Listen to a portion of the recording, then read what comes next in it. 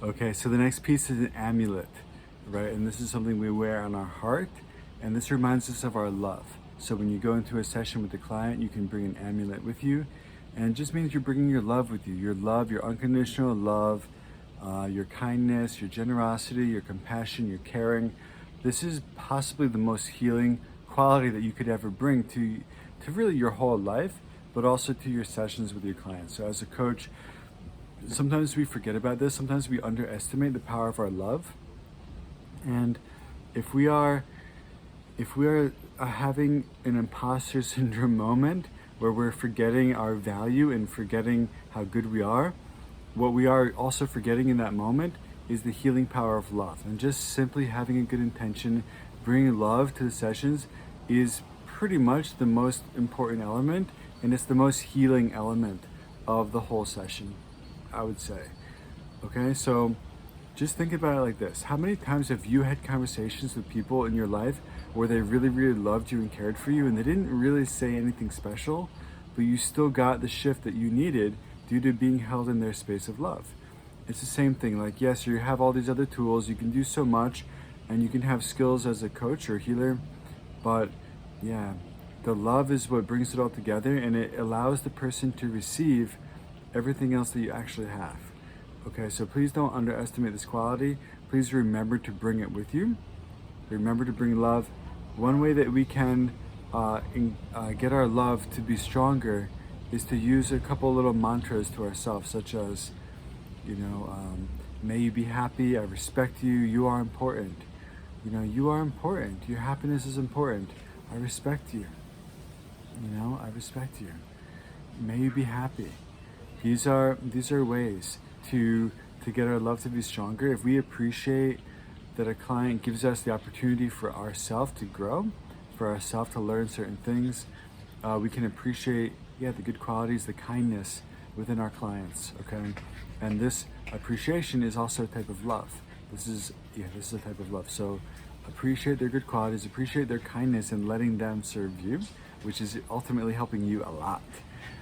From there, respecting them, respecting their wishes, respecting their opinions, respecting their importance, just believing they're precious, that you're important.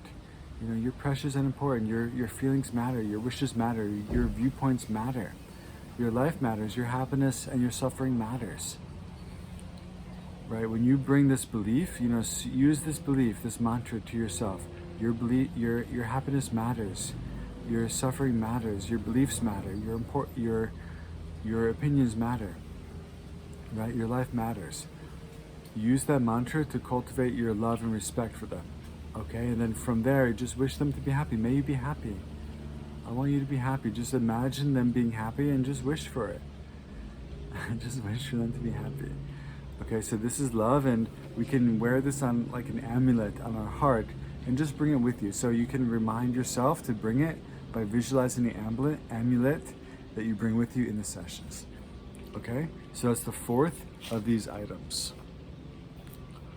The next one is boots. So the boots are lightness. So just imagine that there's, magic boots that allow someone to walk on water, or to like run really fast on land, or just to feel like whatever you're carrying is just really light. Okay, maybe to jump really high. So the boots are lightness. They just represent this quality of lightness. We need to bring levity and lightness with us. We can't take things too seriously. We can't be stuck ourselves. We can't be heavy-minded ourselves. We can't be inflexible. You don't want your mind to be heavy or inflexible. You need your whole mind, your whole being to be ultra light, because this lightness that you bring allows you to be nimble enough to use all these other things. Okay, if you get stuck in the session with them, now you're both stuck in a problem, but you need to be so light that you cannot get stuck in any problems. Okay, so you can remember this quality of lightness and just not taking anything too seriously, seeing through things, meaning realizing that it's all illusory.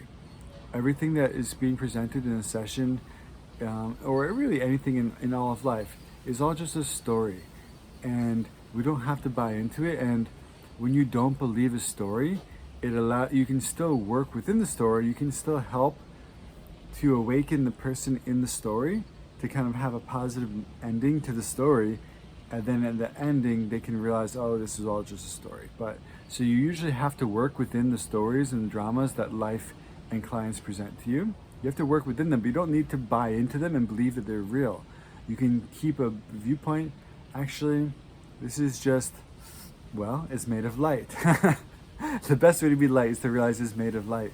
Like a mirage, like an illusion, like a laser show or a hologram, it's made of light, which means it's not real.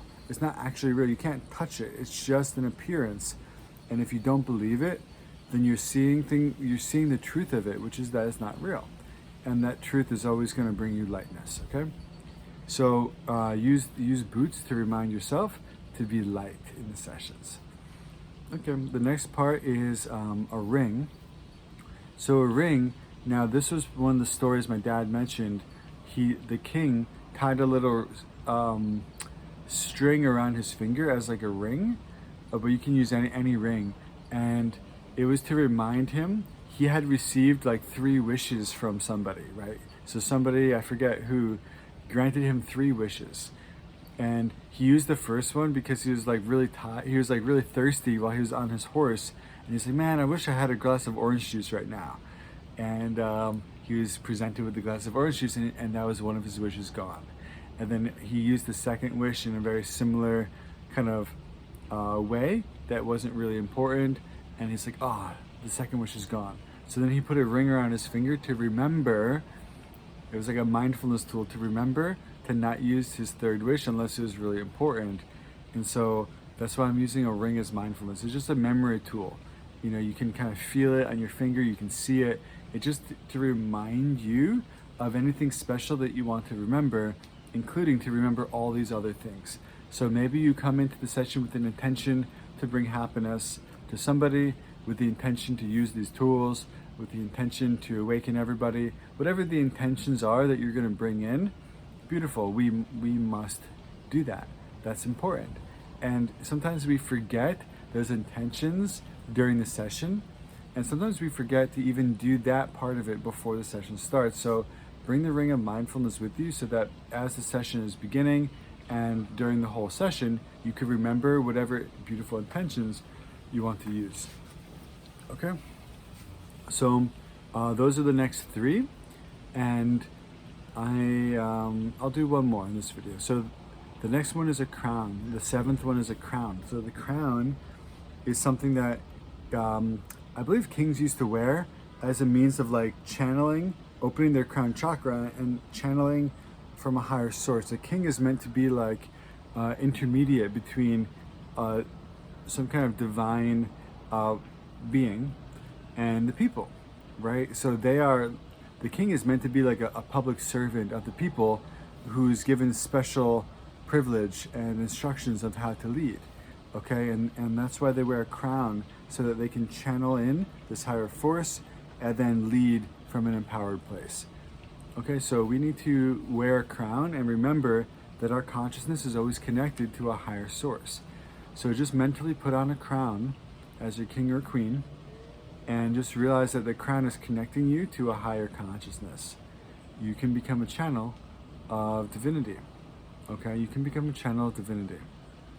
It's important that you do become this. And the crown is just opening yourself up to do this. Okay? So there's so many examples of how I could share about this, but I'll just remind you of a little practice that I do. You can just do a little bit of breathing meditation. And when you do some breathing meditation, just try to develop any good quality. It could be a good feeling, it could be joy, it could be lightness, it could be peace, it could be presence, it could be love. Do a little breathing meditation, and then give yourself permission to connect with the good quality.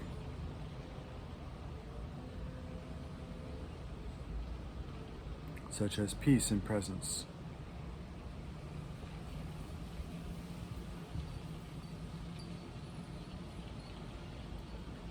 So, when you're feeling more peaceful,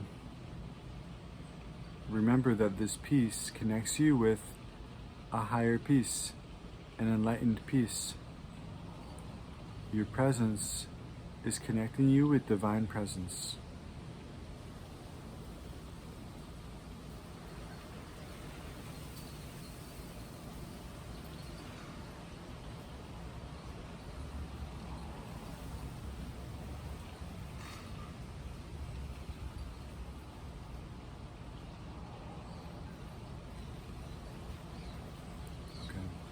So now that you're connected, which is wonderful, now you can become a channel. So just maintain the peace or presence, and then maintain the recognition that you're connected to divinity through this, that you are not really experiencing your own peace or presence, you're experiencing divine peace or presence. So you mentally label it divine presence.